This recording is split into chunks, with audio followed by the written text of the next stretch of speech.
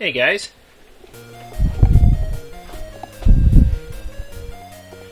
Okay, continuing on my playthrough of the Megaman Game Boy series. Ready to get started on Megaman 4.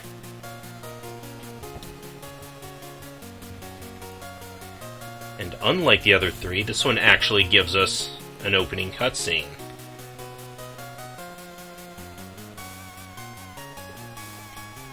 Which is pretty nice. Although nothing too unexpected.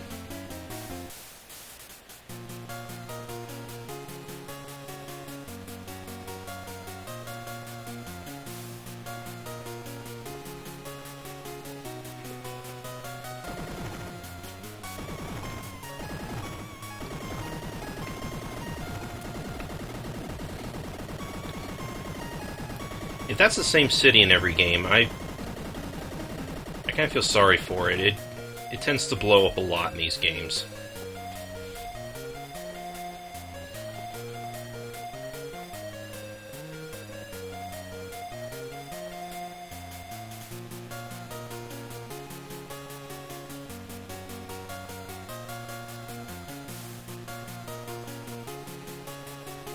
This cutscene also introduces us to Ballad. Down there, he's this game's Megaman killer.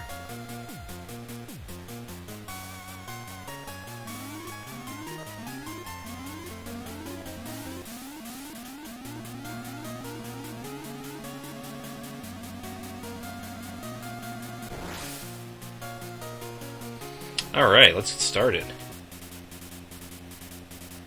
Okay, we have yet another cutscene where we started.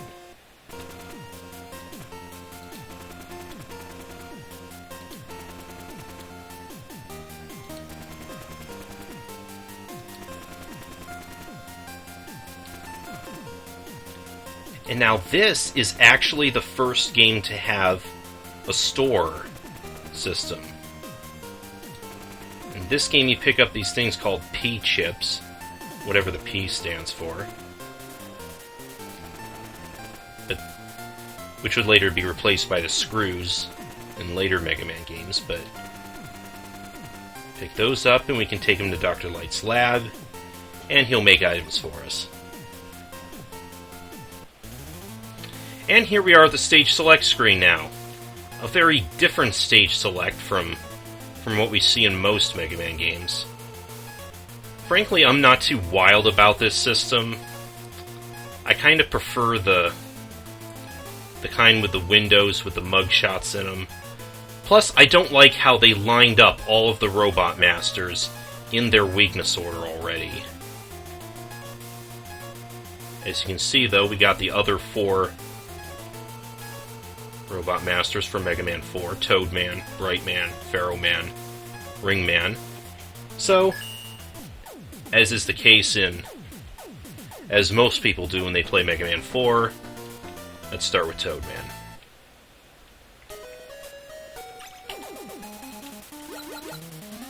Starts off pretty much the same.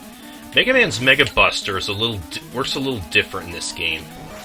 Notice it does there's a little bit of recoil behind it. It pushes you back about a couple pixels. It's not that much, but I'm still not too wild about it. It makes me nervous to fire it around pits, because I'm afraid it's going to knock me into it. One interesting little feature is, if I were to die enough times in one level, and get game over enough times, I would actually... a little cutscene would take place where you go back to Dr. Light's lab and he'll upgrade the Mega Buster for you to make the charge shots even more powerful. I don't think we'll need to do that, though.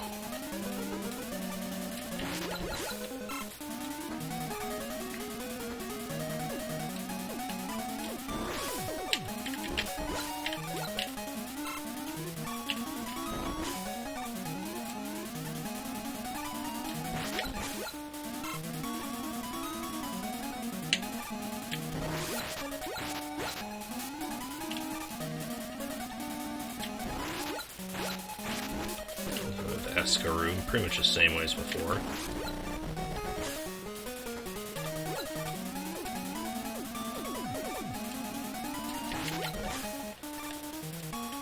And now this introduces, or reintroduces, the Mega Man 5 thing with the beat plates. In these first 4 levels, there are circuit plates that spell out beat. Once we get all of them, we'll actually be able to use beat.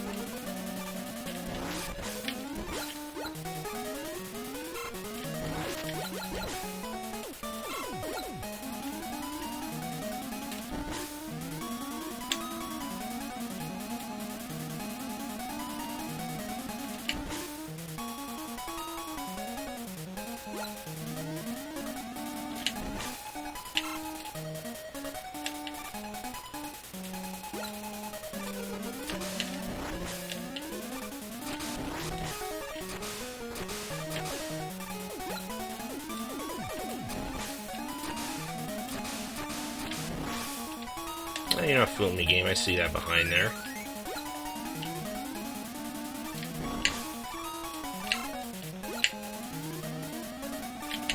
Actually, I do kind of want to see what I... Oh, it was a full energy tank. Nice. Yeah, I forgot if it was a full energy tank or if it was one of the mini energy tanks that's also introduced in this game.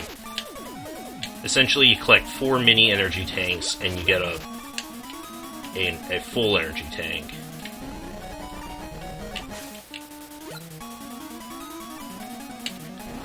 Although they're kind of worthless until then, you can't actually use them to, say, recover a quarter of your health.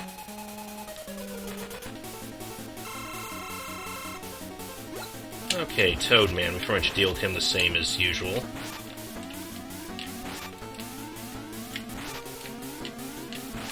Shooting him, he'll never use his Rain Flush.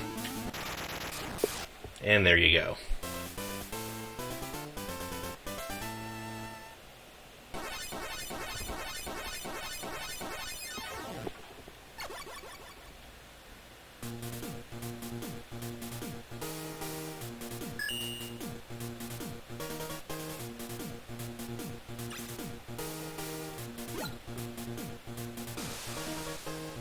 I feel like the Rain Flush got nerfed slightly, in that I don't think it deals as much damage as it did in Mega Man 4, and I'm not even sure if it goes through shields.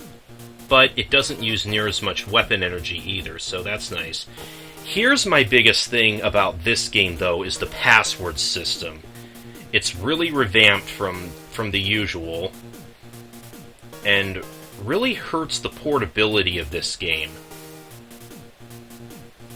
Something like this, rather than being able to just easily memorize it or jot it down real quick, it's likely going to take several minutes to write it down and then re-enter it when you restart the game. I wish they had just gone to a battery save for this, rather than keep going with the password system that just got really out of hand. I can say the same thing about the Super NES Mega Mans. Those they seriously should have had a battery save, rather than those big long passwords that are in X1, X2, X3, and Mega Man 7. We wouldn't start seeing real saves until the PlayStation Mega Mans, which is... Like I said, there's really no reason for that.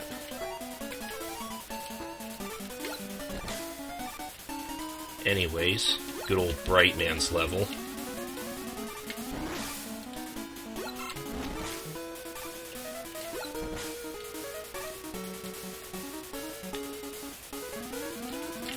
Has a few different tricks from the NES stage. Right, there's one of those mini energy tanks I was talking about.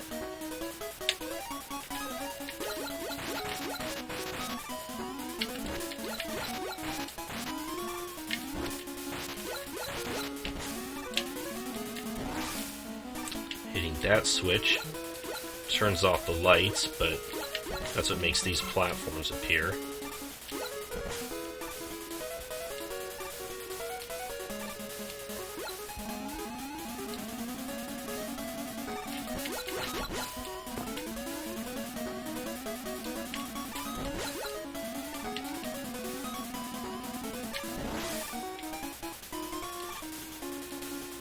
And then we have this guy. Stand on him and he moves downward. If you jump, he then rises straight up.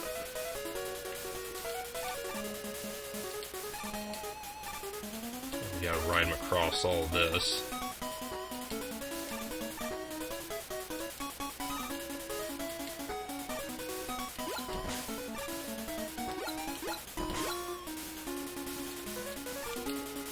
Okay.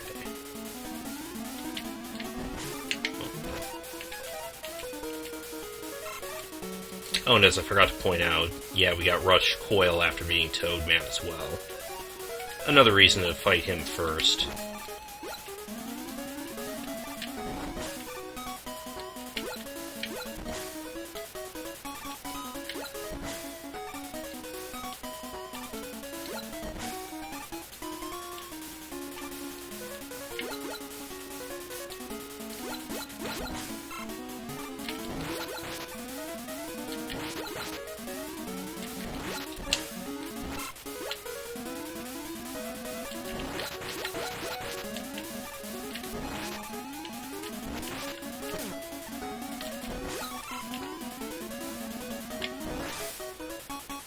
And then we got a segment with these damn platforms.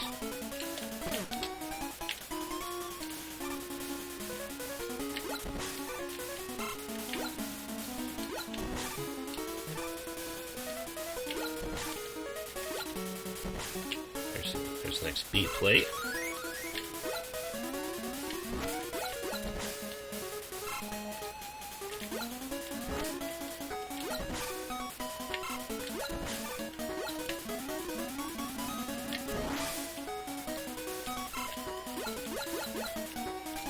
Come on, jump up here. There you go.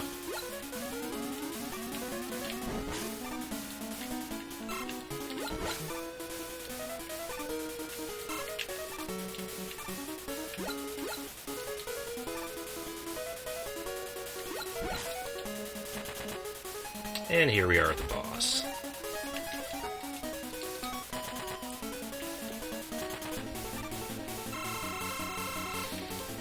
Bright Man, we can deal with him pretty much the same way as before. Though I like the way the rain flush works in this. It looks like the way it comes down, it actually hits him twice. That combined with its lower energy usage makes it a lot harder for Bright Man to screw you over the way he can in Mega Man 4 for the NES. So if you get unlucky with him, he'll kill you regardless of whether you're using the rain flush on him or not, and then you won't have enough shots to use it on him the next go around.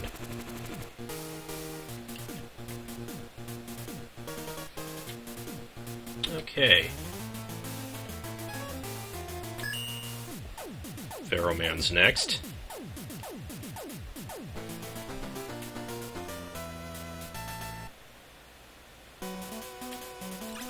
Now, one neat little thing, in this game, if you use the rain flush, it actually, I guess it hardens the sand, so it doesn't suck you down.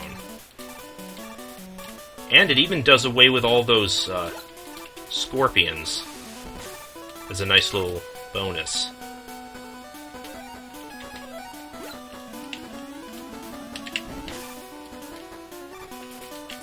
Nothing over there like in the NES game.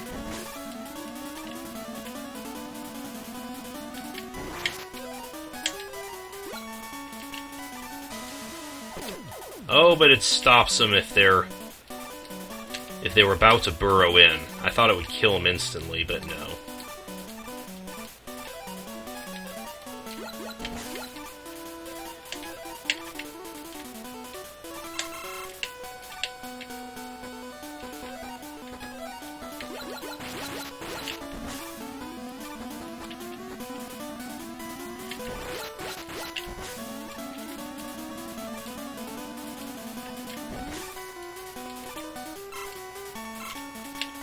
Don't need that energy there.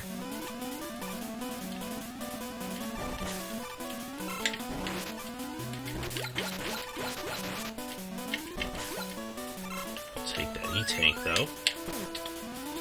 The ever-annoying Takatentos.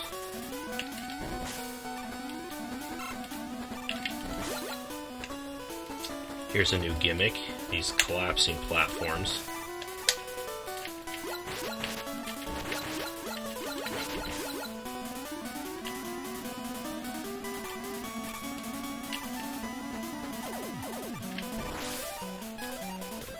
Not that, that.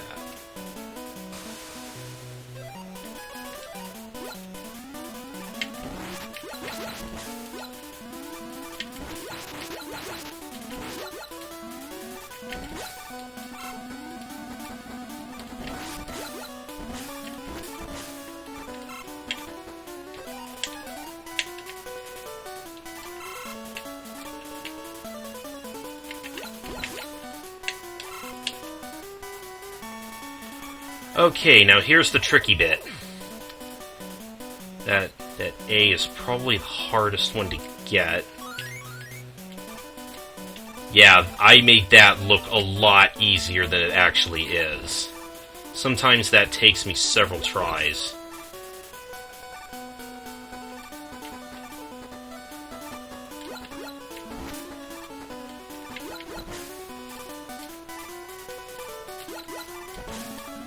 You can either use the rush coil there, or I would have to come back later with the ring boomerang. Since in this game it can retrieve items. Which makes getting that a little bit easier, but then I'd have to repeat this whole level again.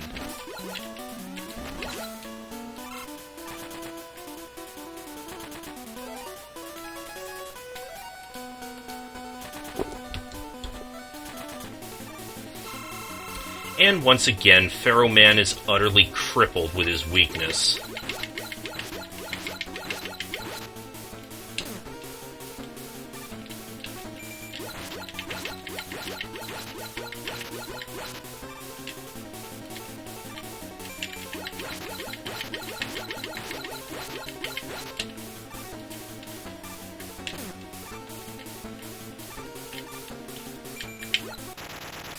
Okay. That's enough of that.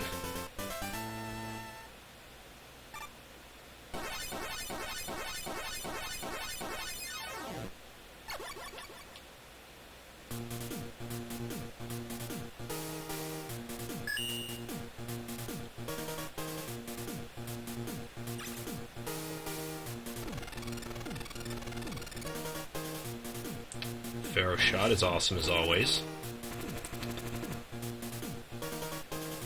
Going back to that beat circuit plate, though, I recall in my first LP of this game that I did, it actually did take me a lot of tries.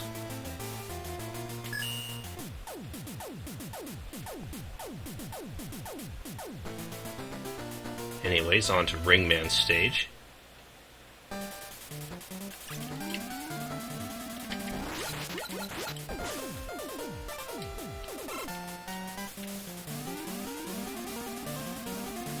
Sadly, this being the Game Boy, we don't have those neat little psychedelic platforms. Although we still have some that serve the same purpose.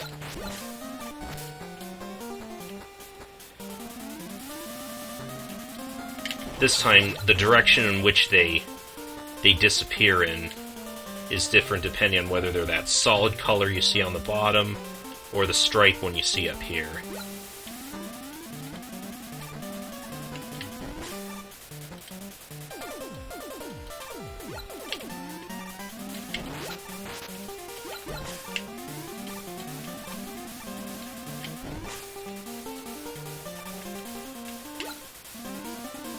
Oop.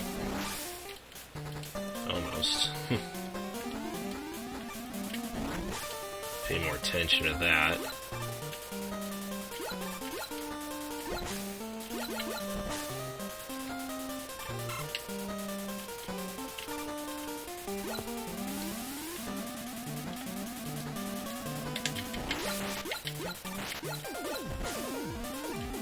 By the way, Minakuchi also developed this one.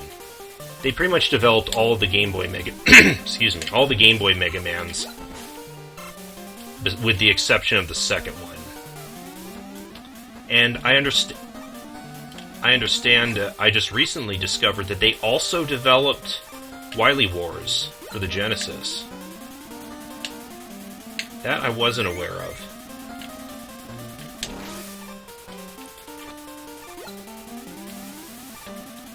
I'm not sure if they're even mentioned in the...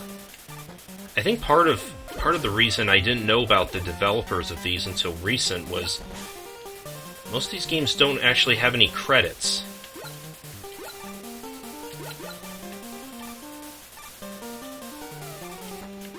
So I just naturally assumed that Capcom developed them, like they do most of their other ones. There's the T. And by the way, easy one to find.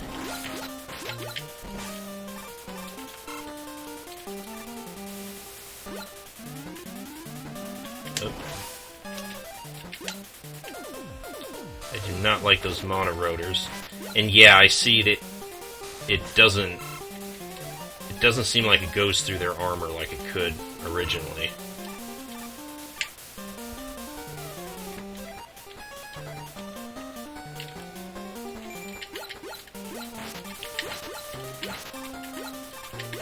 Whoppers are once again dealt with pretty easily with the Time Stopper. Although my slower rate of fire can still mess up.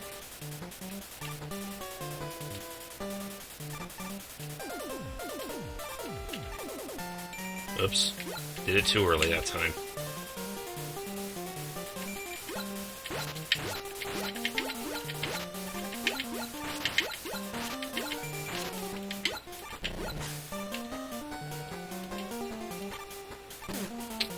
Jerk. They try to trip you up. Make that third one go the other way.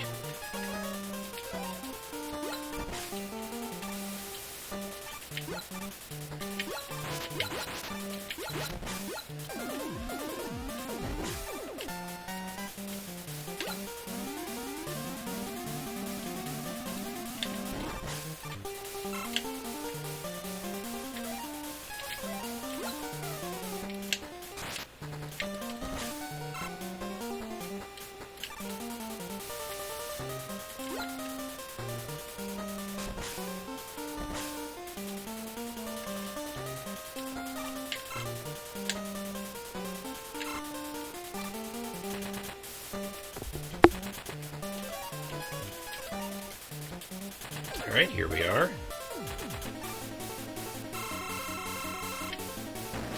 Ringman should go down just as easily with Pharaoh Shot. Even though my jumping's a little slower.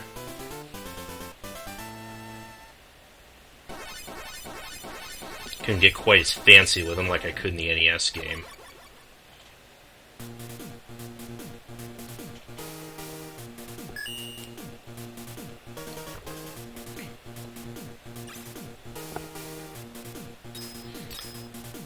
The ring boomerang's been changed a little bit. It operates the same way, but it can now, like I said earlier, can retrieve items from far away. So that's pretty nice. Got all the beat plates. So now we got Beat. He works the same way as he does in Mega Man 5 and 6. We can sick him on enemies.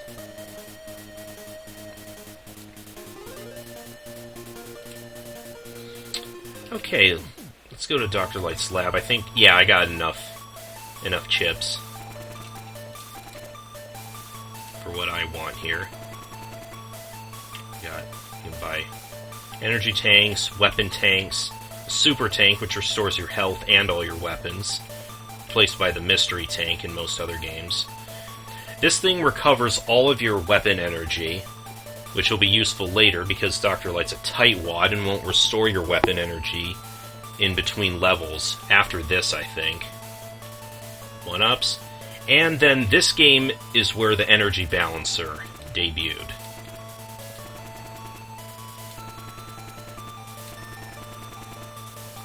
I can automatically recover the lowest amount of energy when I pick it up. So that'll be nice to have. Try to get enough chips so that I can get it early.